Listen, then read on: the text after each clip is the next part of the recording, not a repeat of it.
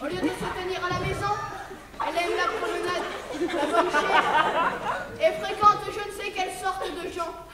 Oh, pauvre barbouillé, que tu es misérable. Il faut pourtant la punir. Je pourrais la tuer.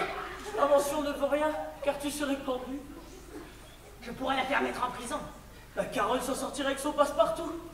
Oh, mais que diable faire donc? Voilà monsieur le docteur qui passe par ici.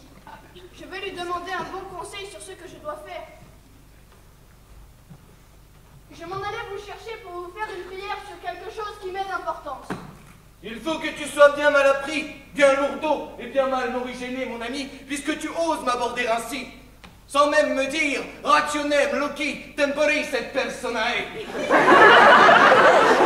Commencer par un discours si mal digéré, sans même dire « Salve vel, salve sis, doctor, doctorum eruditissime ». Pour qui me prends-tu, enfin? Ma foi, excusez-moi, c'est que j'avais l'esprit en écharpe et ne songez pas à ce que je faisais. Mais je sais bien que vous êtes galant homme. Ah, sais-tu au moins d'où vient le mot de galant homme? Qu'il vienne de Villejuif ou d'Aubervilliers, je n'en soucie guère. Allez, viens voir. Le mot de galant homme est séparé en deux parties. Galant et homme. Galant prend sa racine de élégant, prenant le G et le A de la deuxième syllabe, ajoutant le L de la deuxième, puis ajoutant un A, puis ajoutant le ND de la fin du mot, on obtient galant. Ajoutant homme, on obtient galant homme, CQFD. Pour qui me prends-tu enfin? Je vous prends pour un docteur. Parlons un peu de l'affaire que je veux vous proposer. Il faut que vous sachiez... Un docteur? Sache, mon ami, que je ne suis pas qu'un docteur. Je suis... Une fois, 2, 3, 4, 5, 6, 7, 8, 9 et 10 fois docteur. premièrement, parce que, comme l'unité est la base, le fondement est le premier de tous les nombres. Aussi, moi, je suis le premier de tous les docteurs. Le docte des doctes. Deuxièmement, parce qu'il y a deux facultés nécessaires pour la parfaite connaissance de toute chose, le sens et l'entendement. Et comme je suis tout sens et tout entendement, je suis 2 fois docteur. d'accord, c'est que... Troisièmement, parce que le nombre de 3 est celui de la perfection, selon Aristote. Et comme je suis parfait et que toutes mes productions le sont aussi, je suis 3 fois docteur. Eh bien, monsieur le Quatrièmement, docteur... parce que la philosophie comporte 4 parties. La logique, la morale, la physique et la métaphysique. Et comme je les possède toutes les 4 et que je suis parfaitement versé en Icène, je suis 4 fois docteur. Ah, mais que diable, je n'en doute pas. Écoutez-moi donc. Cinquièmement, parce qu'il y a 5 universels, le genre, l'espèce, la différence, le propre et l'accident, sans la connaissance desquels il est impossible de faire un bon raisonnement. Et comme je m'en sers avec avantage et que j'en connais l'utilité, je suis 5 fois docteur. Il faut que j'aie bonne patience. Sixièmement, parce que le nombre de 6 est le nombre du travail. Et comme je travaille incessamment pour ma gloire, je suis 6 fois docteur. Oh, par le temps que tu voudras. Septièmement, parce que le nombre de 7 est le nombre de la félicité. Et comme je suis heureux et que j'ai les connaissances pour, je peux dire, ô terre quatuor que beatum. Huitièmement, parce que le nombre de 8 est le nombre de la justice, à cause de l'égalité qui se rencontre en lui, et que la justice et l'égalité avec laquelle je pèse et mène toutes mes actions me rendent 8 fois docteur. Neuvièmement, parce qu'il y a 9 muses et que je suis également chéri d'elle. Et dixièmement, parce que on ne peut passer le nombre de 10 sans faire une répétition des autres nombres. Et que c'est le nombre universel. Aussi moi, quand on a trouvé le docteur universel. Je contiens en moi tous les autres docteurs. Ainsi, tu vois, par des raisons plausibles, bref, démonstratives et convaincantes, que je suis une fois 2, 3, 4, 5, 6, 7, 8, 9 et 10 fois docteur. Que diable est ceci?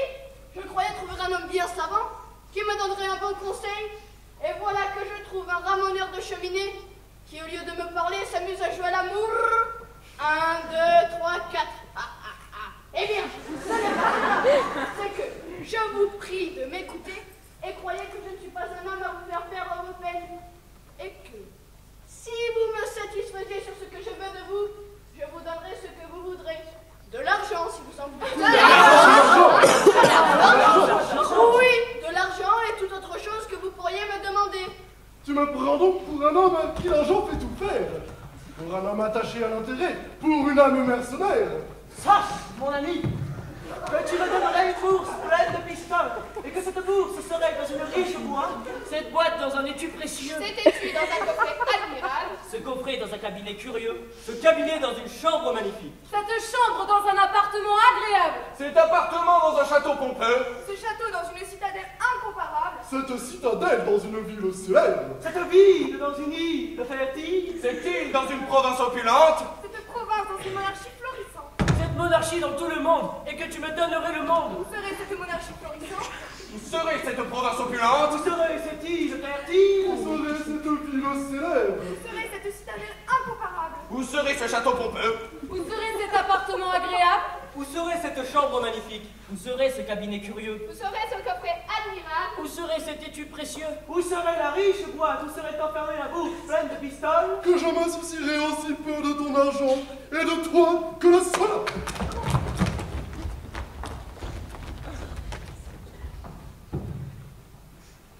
Ma foi, je m'y suis mépris, à cause qu'il est vêtu comme un médecin.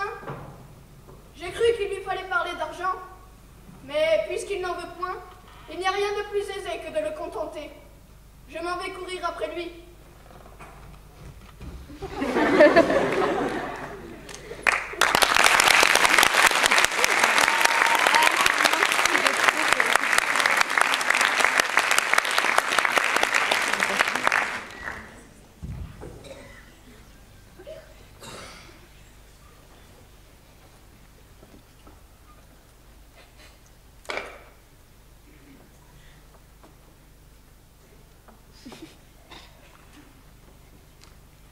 Monsieur, je vous assure que vous m'obligez beaucoup à me tenir quelquefois compagnie. Mon mari est si mal bâti, si débauché, si ivrogne, que ce m'est un supplice d'être avec lui. Et je vous laisse à penser quelle satisfaction on peut avoir d'un rustre comme lui. Mademoiselle, vous me faites trop d'honneur de me vouloir souffrir. Et je vous promets de contribuer de tout mon pouvoir à votre divertissement.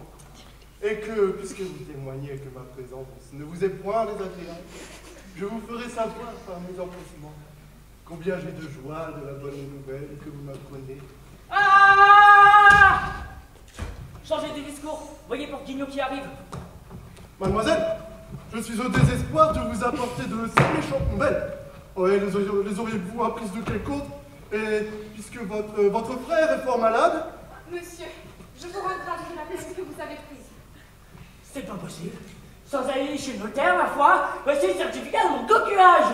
Et vous, madame la carotte, je vous trouve avec un homme, après toutes les défenses que je vous ai faites, et vous voulez m'envoyer de Gémini en Capricorne? Mais où est donc le sujet de querelle? Ce monsieur vient de m'apprendre que mon frère était malade. Ah, me voilà venu. Je m'étonnais bien si nous serions longtemps du repos. Vous gâteriez tous deux.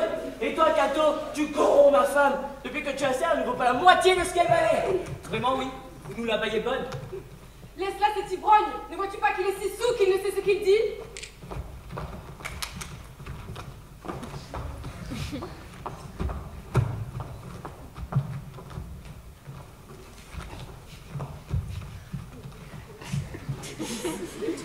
Voilà pas mon maudit Jean qui querelle encore ma fille. Faut Oh, savoir ce que c'est. oh, calmez-vous, calmez-vous. Enfin, pourquoi toujours se quereller? Vous trouverez donc jamais la paix dans votre ménage? Cette coquine me traite d'ivrogne. Je serais tenté de lui bailler une carte majeure en présence de ses parents. Je détourne au diable l'escarcelle si vous l'aviez fait. Mais aussi, c'est toujours lui qui commence à... Que maudite soit l'heure où vous avez choisi ce grigou. Allons, taisez-vous. La paix.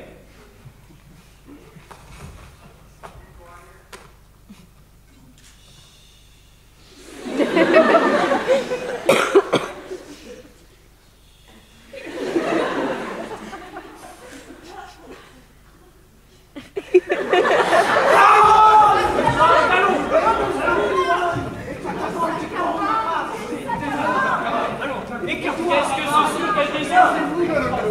Quel grabuge, quel vacarme, quel convulsion, quel différent?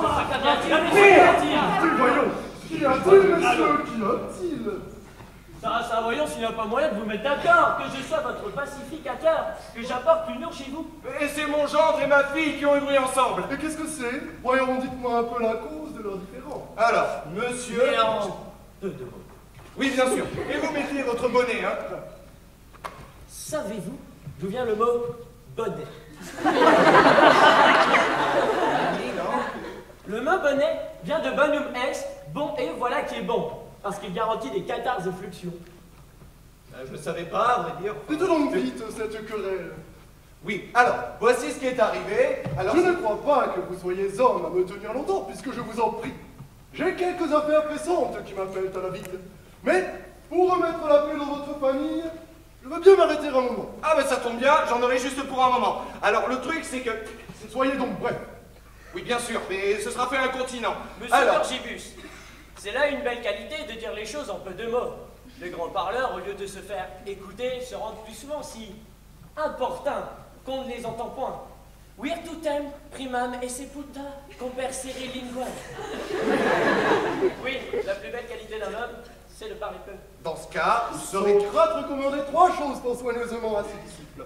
La retenue dans les actions, la sobriété dans le manger, et de dire les choses en peu de paroles. Commencez donc, monsieur Gorgibus. C'est ce que je veux faire, alors laissez-moi donc Sans dire... façon, sans vous amuser à beaucoup de discours, tranchez-moi d'un apostègme.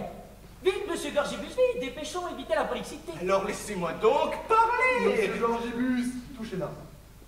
Vous parlez trop. Il faut que quelqu'un d'autre me conte la cause de leurs différends, de leurs querelles. Monsieur le docteur, Vous êtes un ignorant, un adulte, un homme ignare de toutes les bonnes disciplines, un âne en bon français. Commencez la narration sans faire un mot d'exorde. Il faut que quelqu'un d'autre me conte ce désordre. Mademoiselle, contez-moi un peu le détail de ce vacarme.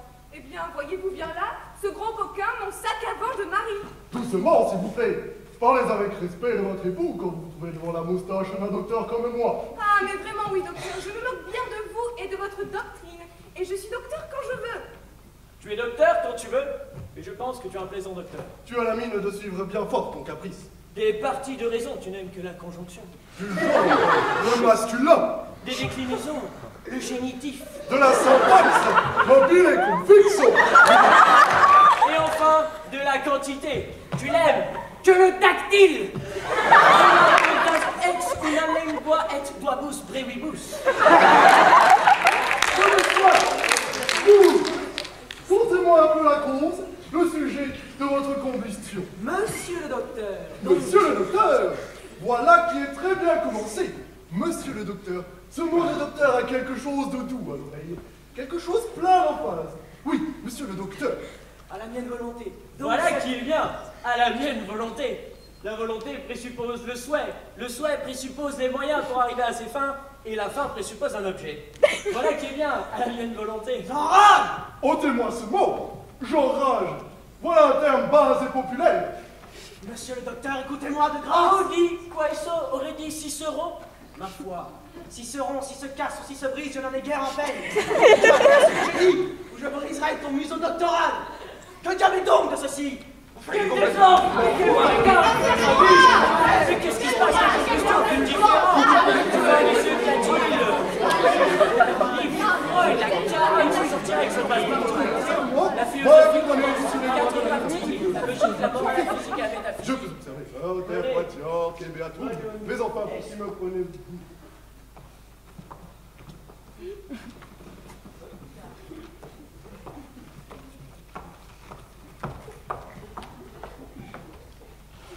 Allons, ma fille, il va falloir rentrer chez vous.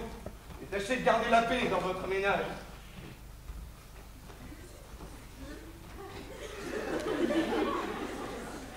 adieu, serviteur, et bonsoir.